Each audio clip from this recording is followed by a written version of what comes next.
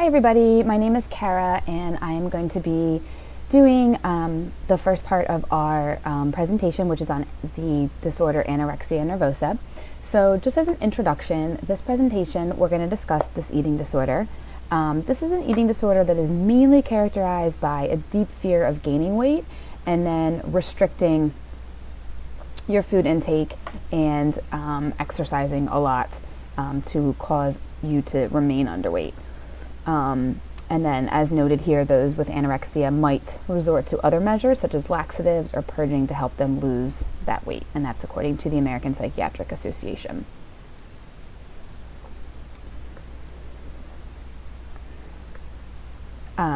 So the diagnostic criteria, according to the American Psychiatric Association, is as you can read, the restriction of energy intake relative to requirements leading to a significantly low body weight as determined by age, height, etc. So this is where the individual will restrict their food intake, which leads to a significantly low body weight, which can be a little bit tricky to determine because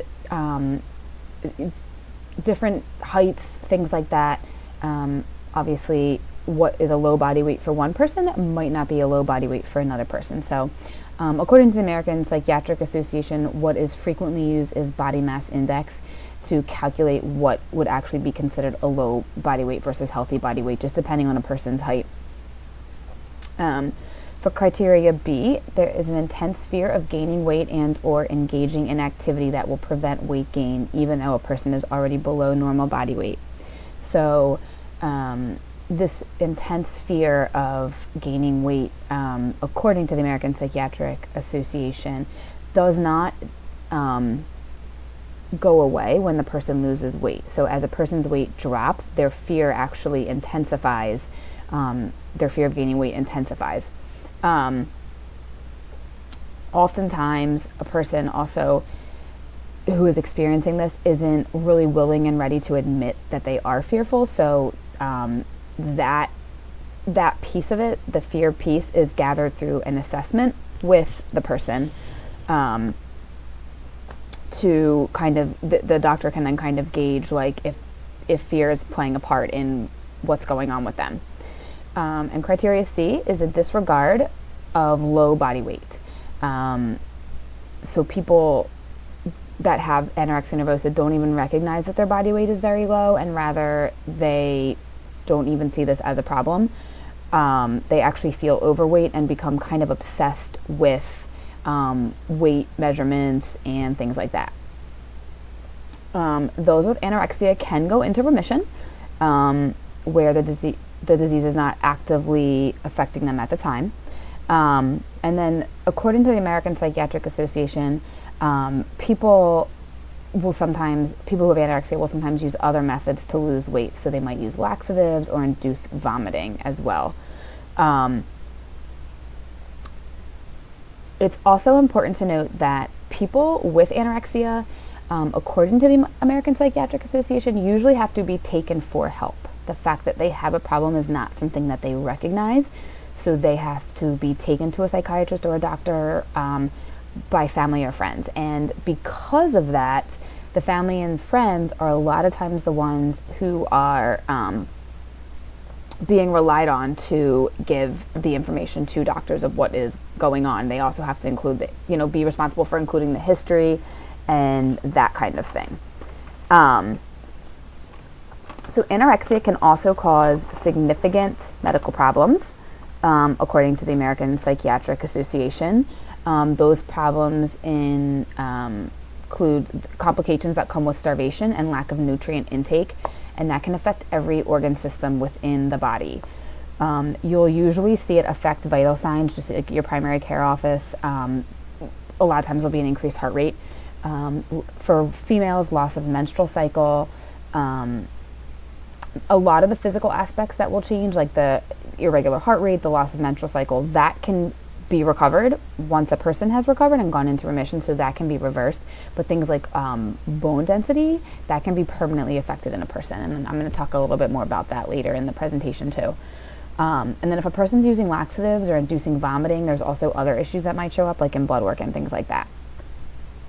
Um, Anorexia can also be accompanied by other symptoms. According to the American Psychiatric, those other symptoms include depression, withdrawal, trouble sleeping, being really irritable, obsessive compulsive behaviors can also be seen, especially around like food and controlling your environment and things like that related to food. There's also other features that can be seen in anorexia nervosa, and according to the American Psychiatric Association, those include a fear of eating around other people, feelings of inadequacy or feeling like you're ineffective. People with anorexia sometimes tend to be really inflexible. They may tend to like to control their environment, especially where food is concerned, and they do not tend to like to eat like in public places like restaurants. Limited social outings, and can't sometimes fulfill their requirements like at school, work, things like that. A lot of because they're dealing with the side effects of anorexia and what that means for their bodies. There's also other disorders that can co-occur with anorexia nervosa, and some of those disorders are bipolar disorder, depressive disorders, anxiety disorders, sometimes OCD, and sometimes substance use disorders.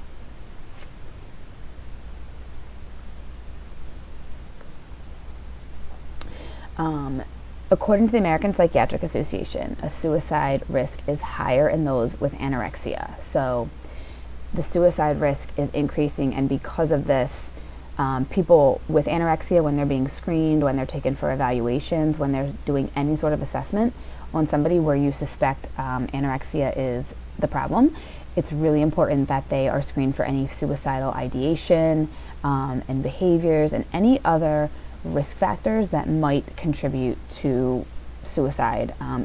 That's a really key component that needs to be looked at and assessed for during an assessment of somebody with an eating disorder, specifically anorexia. There's other diagnostic markers that can be used according to the American Psychiatric Association, in addition to like the psychological components that would come with an assessment. So there's other things that a medical doctor can do to kind of give a doctor, a psychiatrist, a more confident diagnosis in this process. And some of those diagnostic markers include, according to the American Psychiatric Association, leukopenia, anemia, dehydration, issues in serum chemistry, issues in the endocrine system, sinus bradycardia, that's the heart rate being off, osteopenia and osteoporosis. And the osteopenia and the osteoporosis, those are two things that cannot be reversed. Once the damage is done, in that regard, it's done, and there's nothing that can be done to fix that later on. It's also important to note, according to the American Psychiatric Association, usually somebody starts with having, when anorexia would arise in somebody, it would be like their teenage years, maybe early college years, things like that. It doesn't usually start before you're a teenager, and it doesn't usually start after the age of 40 either. It's not to say it's not possible, it's just not the usual. Some other physical symptoms that might be displayed in someone who has anorexia includes, so for females, again, loss of menstrual cycle, constipation, abdominal pain, intolerance of the cold. They're cold a lot. They have a hard time warming themselves up and maintaining their body temperature. They might actually grow, it's like a fine downy hair that grows on the body, that the body starts producing in response to that always like being cold and not able to maintain your body temperature issue. Lethargic, feeling lethargic, not non-responsive in the sense that like they can be woken up, but just lethargic, apathetic, like not really responsive, no emotion to things. Emaciation, you can start to see bones protruding. A lot of times the bones up in their neck, like shoulder line here, will be really protruding. Rib cage will be protruding. Hypothermia, again, goes in line with the always being cold thing. A yellowing of the skin, that's partially from the issues that are caused, like that it can cause with some of the organ systems that are affected. And if the person is inducing vomiting, then there can be dental erosion and things like that. According to the American Psychiatric Association, typically somebody with anorexia, there's two kinds. So one form is where the person is more restricting their food intake and like over exercising, things like that. The other type of anorexia does include inducing vomiting, taking laxatives, forcing food out of you that has been consumed, and sometimes that can include binge eating, but that's typically the other eating disorder, which is bulimia. So, but it is classified. There's classified as two types. So there is that component. So that is just an overview of the condition, and you can click on this link, cut and paste it to take you to this video that explains anorexia in more detail, in more depth. Thanks.